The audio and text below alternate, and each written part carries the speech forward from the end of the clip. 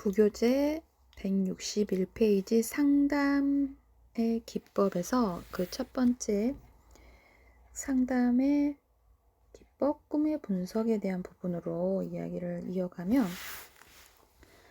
수면 중 자아의 기능이 약해진 틈을 타 무의식의 본능적 욕구가 왜곡되거나 상징화되어서 위장된 모습으로 나타나는 꿈은 무의식에 이르는 지름길이 됩니다. 프로이드는 사람이 수면을 취하는 동안은 깨어 있을 때보다 자아의 방어 기능이 허술해지기 때문에 무의식에 억압된 욕구, 충동, 소망 등이 쉽게 표출된다고 믿었습니다.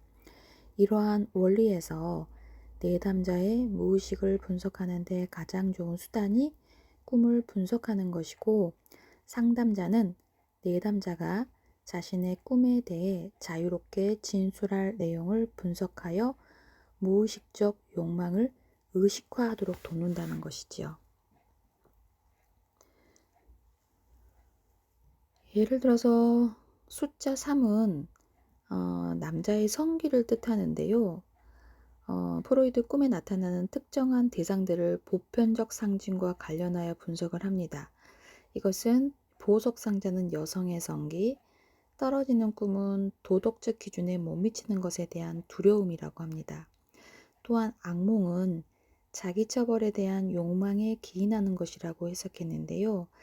꿈의 내용이 단순히 특정 의미로 짝지어지는 것이 아니며 내담자의 생애사, 대인관계, 처한 상황 등에 대한 복합적 해석이 함께 이루어져야 합니다. 정신분석 모델을 따르는 상담자는 장기간의 수련을 통해 내담자의 무의식 속에 억압되고 잠재된 본능을 통찰할 수 있어야 한다고 해요. 두 번째로 자유연상은 외적인 자극을 되도록 적게 하고 내적인 자극에 따라서 내적인 세계를 표현하도록 하는 방법을 자유연상이라고 합니다. 자유연상은 어떤 대상과 관련되어 마음속으로 떠오르는 장면, 생각, 기억, 감정 등을 자기 검열이라는 과정 없이 자유롭게 이야기하는 것입니다. 무의식에 있어 욕구, 충동, 소망 이런 것들의 의식 수준으로 끌어올리는 것들에 대한 상담 기법인데요. 자유연상을 사용할 때는 상담자는 내담자에게 스스럼 없이 떠오르는 모든 것을 가능한 한 많이 그대로 말해달라고 요청합니다. 내담자가 과거 속으로 들어가서 경험을 회상하는 동안 상담자는 인내심을 가지고 내담자의 이야기를 경청하며 서로 관련성이 없어 보이는 이야기 흐름 속에 표현되는 심리적 패턴을 찾을 수 있어야 한다는 것이죠. 전이 분석은 내담자가 자신의 삶에 등장한 것 중에 인물에 대해 가지고 있는 감정을 상담자에게 전이하고 분석하는 것입니다. 전이는 내담자가 과거 경험을 회상하거나 무의식에 대한 이야기를 나누면서 자연스럽게 발생합니다. 그러므로 상담자는 내담자가 자신에게 보이는 태도, 행동, 감정 등을 주의 깊게 관찰하면서 전이가 일어나는 것을 포착하게 됩니다. 상담자는 내담자가 보이는 반응이 상담자 자신에 대한 개인적인 것이 아니라 과거 주요 타자에 대한 것임을 인식해야 하고, 상담자가 전이를 적절히 다루지 못해 객관성을 잃게 된다면 다른 상담자에게 의뢰할 필요가 있습니다. 겔바드와 겔바드는 상담자에게 전이를 다루는 상담자의 태도에 대해 다음과 같이 제안을 했다고 해요. 첫 번째가 상담을 받으러 온 아동의 행동이 상담자에게 자신의 미해결된 과제나 특별한 감정을 떠오르게 하는지 명확히 인지해야 되는 것. 두 번째는 상담자가 부모처럼 행동하는 것을 지향하고 객관적이 되도록 노력하는 것입니다. 셋째는 아동이 자신의 행동에 대해 스스로 인식할 수 있도록 해야 되는 것이고, 네 번째는 아동이 일반적인 부모, 자녀 관계에 대한 지각을 하게 한 후 자신의 가족을 살펴보도록 돕는다는 것이죠.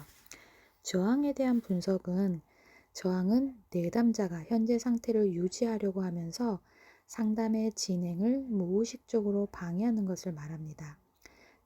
내담자들이 저항하는 1차적 이유는 문제에 대한 죄책감 같은 고통스러운 감정을 회피하기 위해서인데요. 내담 아동들은 당면한 문제에 대해 말하기를 꺼리면서 회피하거나 침묵으로 일관하거나 공격적으로 행동하거나 산만하게 행동하는 경우가 있습니다. 이는 상담자가 내담자의 핵심 문제에 집중하지 못하도록 방해하는 행동들인데 이것이 일종의 저항이죠. 상담자는 아동이 문제를 해결하고자 하나 문제를 밖으로 드러내기를 꺼리는 것을 인식하고 아동 본인이 저항에 직면하도록 도울 수 있어야 한다는 것이죠. 예를 들면 부모에게 신체적 학대를 받은 아동이 상담 현장에서 상담 중에 갑자기 부모에 대한 질문에는 침묵으로 일관한다거나 또는 부모에 대한 이야기가 나오면 회피하면서 인형에게 가혹한 행위를 보일 수 있습니다. 이때 상담자는 엄마나 아빠에 대해 선생님에게 말하는 게 겁이 날 수도 있겠구나. 나도 화가 나거나 겁이 나면 너처럼 말을 하고 싶지 않을 때가 있어 라는 반응으로 내담자의 두려움을 인정하고자 노력한다는 것이죠. 개인 심리학적 상담 모델 하면 이제 대표적인 창시자가 아들러예요. 오스트리아 비엔나의 헝가리계 유대인으로 6째 형제 중에 둘째로 태어났다고 합니다. 이제 내년에 여러분이 교사가 되셔서 현장에서 아이들을 만나실 텐데요. 이제 그 아이들의 출생 순위가 첫째 아이냐, 외 아이, 그러니까 혼자 크는 아이냐, 둘째냐, 막내냐, 뭐 이런 그 출생의 순위에 따라서 아이들의 성격 형성도 좀 달라지는 부분들이 있고, 이제 어느 순간 경력이 누적되고 쌓이면서 둘째인가? 라고 이렇게 둘째의 기질들이 조금 통일적으로 보이는 이제 행동의 형태들, 그런 것들이 나중에 경력이 쌓이시면서 체계는 없지만 또 눈으로 교사로서 경력에 이제 짬바가 생기면서 아마 보이는 것들이 많이 있으실 거예요. 그래서 이렇게 정신부와 분석이라든지 의학적 관찰에서 오는 여러 가지 이야기들이 현장에서 새록새록 의론과 실제가 이렇게 맞구나 라고 인정하는 시점이 분명히 있으실 겁니다. 수학을 너무 못해서 구두수성공이나 하라는 교사의 말을 듣고 화가 난 아들러는 열심히 공부하여 1등을 하게 되었다고 해요. 이러한 그의 아동기 경험은 이후 개인 심리학을 이론화하는 데 영향을 미쳤습니다. 구도수성공이 그 시대에도 조금 우리는 구두수성공이 요즘은 장인이고 그죠? 요리사도 셰프로 인정받고 직업의 귀천에 대해서 요즘 의사들이 정부와 이런 게 뭔가 본인들의 의지를 위해 뭔가 사직서를 내고 이런 왜 의사들을 하려고 하고 우리가 지금 그런 부분에서 조금 회의적인 시선으로 뉴스를 접하고 있는 부분들이 있는데요. 아들러는 구두수성공이나 대라는 교사의 말에 화가 나서 1등을 하게 되고 그 아동기의 경험은 이후 개인 심리학의 이론하는데 영향을 미쳤다라는 부분이 전화위복으로 위기를 기회로 만드는 아들러의 힘에 대해서 새삼 부럽네요. 1895년 비엔나 대학에서 의학 학위를 받은 아들러는 1902년에 비엔나에 있던 프로이드를 만나 그가 이끄는 집단 토론에 참여하게 됩니다. 그러나 프로이드의 심리성적 이론에 반대하게 되고 반대를 한다는 것도 본인이 가지고 있는 이론에서 체계가 잡히니 나의 의견과 다르다는 것을 반대한다는 것도 나쁘다기보다는 아는 것에 대한 힘이 있기 때문에 의견을 낼 수 있다라고 생각을 하거든요. 1912년 빈 정신분석학회에서 8명의 회원들과 탈퇴하여 개인 심리학회를 결성하게 됩니다. 이후 연구 활동의 결과물로 만들어낸 저서 신경증 기질을 발표하게 되는데, 인간의 행동과 발달을 결정하는 것은 인간 존재의 보편적인 열등감 및 무력감과 이를 보상 또는 극복하려는 권력의 의지, 즉 열등감에 대한 보상 욕구라고 생각하였다고 해요. 그는 나폴레옹은 키가 작았기 때문에 위대해졌고, 색약은 때로는 대화가를 만들어낸다 라는 열등 콤플렉스라는 용어를 고안해내기도 했다고 해요. 열등 콤플렉스. 키가 작아서 못하는 것들을 이겨내는 그런 열등 콤플렉스. 그의 이론에 의하면 개인 성격의 형성은 힘이나 개인적 강화 욕구, 사회 감정과의 일치 욕구라는 두 가지 요소의 상호작용의 결과라고 보았습니다. 그러므로 우리 인간 개개인은 두 가지 요소를 각기 다른 방식으로 받아들이기도 하고 거부하기도 하는 과정에서 각각의 독특한 성격이 형성된다고 보았습니다. 그의 딸과 아들은 정신의학자가 되어 아버지의 개인 심리학 원리를 연구하였고, 아들러는 1973년에 갑자기 심장마비로 쓰러져 생을 마감하게 됩니다.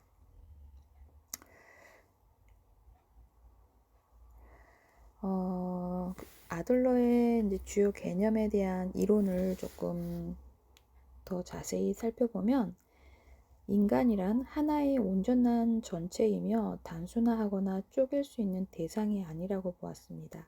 인간이 온초와 자아, 초자아로 구성된 산물이라는 프로이트의 주장에서 벗어나 자신의 삶을 스스로 결정하는 완전함을 추구하는 존재로 인식합니다. 문제는 인간이 열등감을 경험한다는 것인데요. 아들러는 인간이 자신의 열등감을 보상하기 위하여 다양한 행동을 하는데 이것들이 생활 양식으로 구축된다는 것입니다.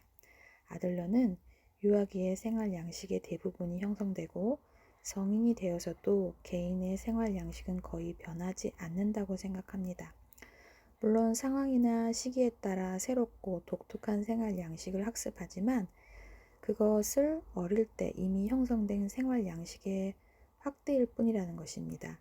생활 양식은 인생 목표와 개인의 자아 개념, 타인에 대한 감정, 사회에 대한 태도 전체를 포괄하는 한 사람의 독특한 특징이라고 볼 수 있습니다. 아들러는 생활 양식을 활동 수준과 사회적 관심을 기준으로 네 가지 형태로 나누어 설명합니다. 사회적 관심은 다른 사람에 대한 공감을 말하고, 활동 수준은 인생 과제를 다루는 데 있어 개인이 보여주는 에너지의 양을 말합니다. 먼저 지배형은 활동 수준은 높으나 사회적 관심은 거의 없는 유형을 말하고, 기생형은 활동 수준은 중간이고 사회적 관심은 낮은 유형을 말합니다. 회피형은 활동 수준은 낮고 사회적 관심도 적은 유형을 의미합니다. 마지막으로 사회적 요용성은 사회적 관심과 활동 수준이 모두 높은 유형을 말하는데요. 이때 지배형, 기생형, 회피형은 바람직하지 않은 유형에 속한다고 해요. 사회적 유형은 바람직한 유형에 속하지만 아들러는 이와 같이 유형화되는 것은 어린 시절 겪었던 부모의 영향 때문이라고 주장합니다. 또한 개인의 생활 양식은 대부분 4, 5세 때 형성되어 이후 거의 변하지 않는다고 생각하였습니다. 개인의 생활 양식은 성격과 외부 세계에 대한 전반적인 태도를 결정한다고 보았습니다. 지배형, 기생형, 회피형, 사회적 요용성. 그래서 사회적 관심이 충만했을 때 유용성이 있다. 활동 수준은 높고 중간이고 낮고 높고, 그에 따른 지배형의 특징은 이렇게 생활 양식의 유형으로 도표와 그래프로 설명을 하고 있습니다. 사회적 관심은 아들러는 인간은 혼자서는 살 수 없으며 일정 집단에 소속되어 사회적 관심을 가지는 사회적 존재라고 보았습니다.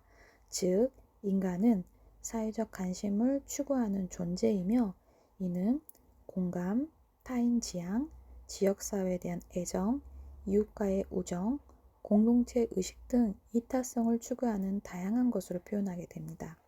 아들러가 말하는 사회적 관심의 정도는 정신건강에 중요한 잣대로 작용을 합니다. 아들러는 사회적 관심을 가진 사람이 정신적으로 건강하며 행복하고 사회에 기여한다고 보았습니다. 반면 사회적 관심이 결여된 사람의 경우는 사회적 부정이 높고 자신의 욕구에만 관심을 두기 때문에 사회에 기여하지 못하는 사람이라고 하였지요. 이처럼 개인 심리학에서는 사회적 참여를 하면서 타인에게 기여할 수 있는 이타적인 측면을 강조합니다. 사회적 관심이 바람직하게 형성되기 위해서는 가족의 분위기, 가족 내의 위치, 부모의 양육 방식 등 같은 환경적 요인들에 영향을 미친다는 것이지요. 가족 내 위치에 대한 내용을 살펴보면 아들러는 가족 내의 위치가 그 사람의 성격 형성에 영향을 미치는 주요 변수라고 생각합니다. 출생 순위에 따라 모두 동일한 특성이 형성되는 것은 아니지만 가족 내에서의 아동의 역할, 행동, 관심 등은 출생 순위와 관계가 있을 것이라고 주장하는 것이지요. 즉, 출생 순위와 가족 내 위치에 대한 해석은 성인이 되었을 때 사회와 상호작용하는 방식에 큰 영향을 미친다는 것입니다. 아들러가 설명하고 있는 출생 순위별 특징은 먼저 외동인은 부모의 관심과 애정을 단독으로 받아들이기 때문에 인지적 측면에서 이점을 얻습니다.